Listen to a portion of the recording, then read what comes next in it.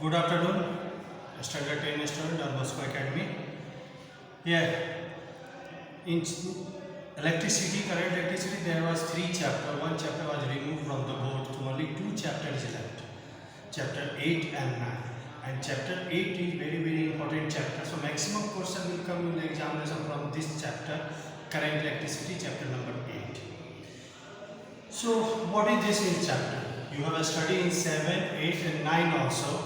Something what is given in the beginning, the charge, concept of charge. What is charge? When two bodies are rubbed together, is it, or because of the friction, one body lose the electron and another body gain the electron. The body who lose the electron become positively charged and the body who gain the electron become negative charge. Right? This is charge. And so like charge repels each other and unlike charge attract each other.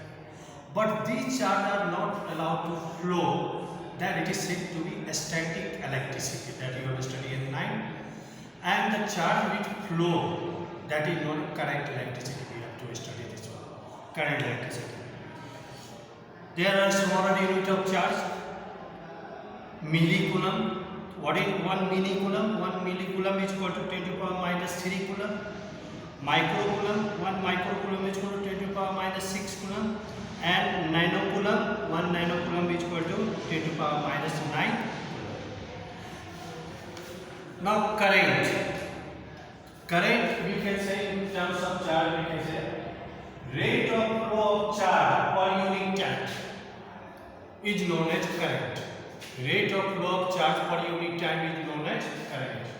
Okay.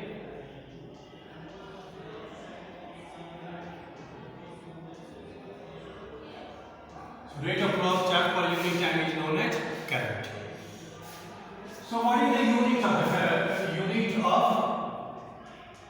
current? Q unit you know coulomb, time unit you know second.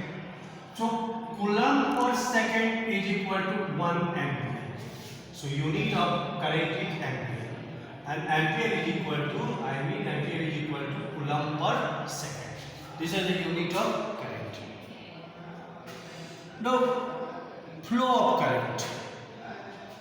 The metal, the conductor which have free electron. That free electron move and constitute the current. Right? So free electron is responsible for the current, and the metal which have the more free electron, they are said to be the good conductor of electricity. So here I equal to Q by T. So if suppose n electron flow, n free electron flow, then what can I write? I can write I equal to n E by T.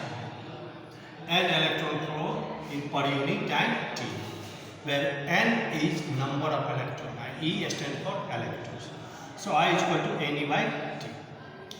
These are the things you have studied in 7 also, and 9 also you have studied is the potential. So first of all come to know what is potential. Suppose two body A and B are there, this is A, this is B, same charge. It is same charge. When we bring a body A towards the body B, some work has to be done. This work, by moving the charge from A to B, some work has done. This work against the repulsion force, because both have the same charge.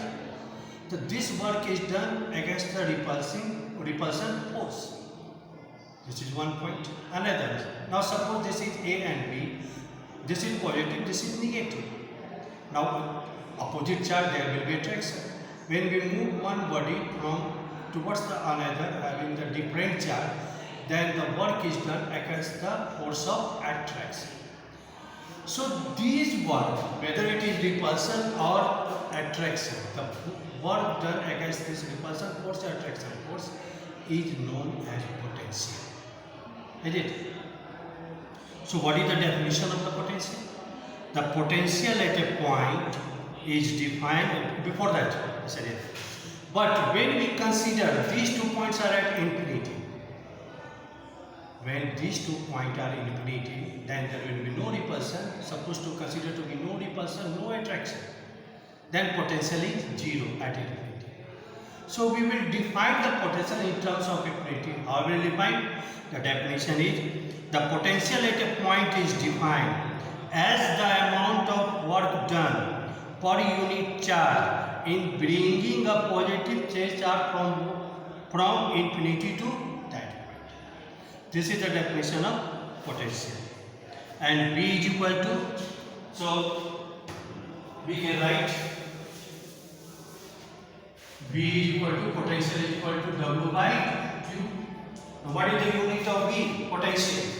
So work unit is joule and Q unit is coulomb. So joule per coulomb is equal to volt. Right? And we in short we write V. V stands for volt. So 1 volt is equal to 1 joule by 1 coulomb. So 1 volt equal to 1 joule by 1 coulomb. The potential difference. Come to the point, next point, potential difference. Don't confuse potential and potential. Potential, once again, potential at a point is defined as the amount of work done per unit charge in bringing a positive trace charge from infinity to that point. Now potential difference. Now suppose 2 points are there. So potential difference between the 2 points equal to the work done per unit charge moving the positive trace charge from one point to other. So if you suppose 2 points A and B, the moving work done against the positive trace charge from A to B, that is known as potential difference. How will I? VA minus VB. This is the difference in the potential. That will be equal to W by, and potential difference we write in short P and D, both are small letter. P dot D means potential difference. So when come the write the definition of potential, you have to write first one and second potential difference at this point. So what is potential difference? Potential difference between the 2 points is equal to the work done per unit charge in moving a positive trace charge from one point to other. Now next topic is resistance. What is resistance? Obstruction to the flow of current offered by the conductor. Obstruction in the path of flow of current offered by the conductor or wire is called its resistance. So whenever current flow means free electron flow. So when free electron flow, in path of the free electron there is obstructions. Because of this obstruction there is resistance. And the resistance that you have studied in 9 also, same topic. So resistance depends upon the 4 factors. First, material of the wire. Just I ask you, which metal have more free electron, that are a good conductor, which have less free electron, not a good conductor. So it depends upon the material. The first point of the resistance, the material of the wire. Second, length of the wire. How it depends? More the length, more the resistance. Okay. Temperature. How it depends upon temperature? Higher the temperature, higher more the resistance. Fourth one, area of cross section of the wire. Cross section means thickness. So if more the area, less is the resistance. You have noticed in your house also.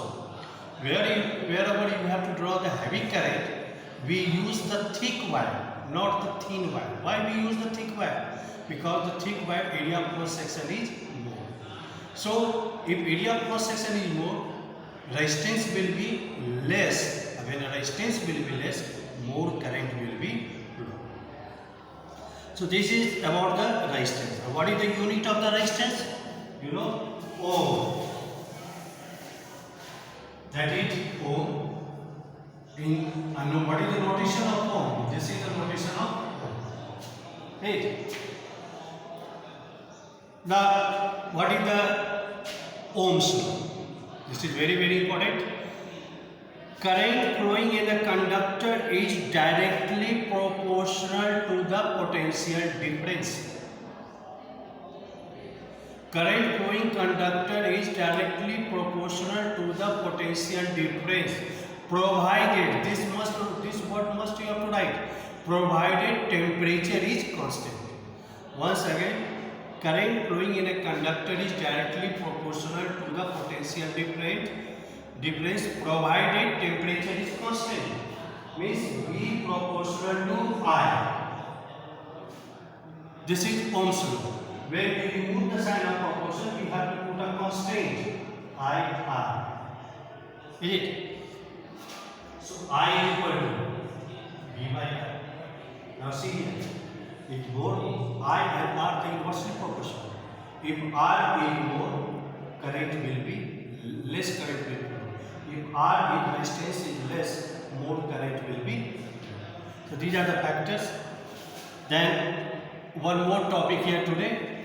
After resistance, conductance.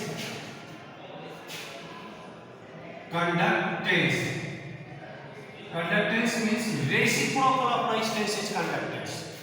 So conductance is equal to V by 1 by R.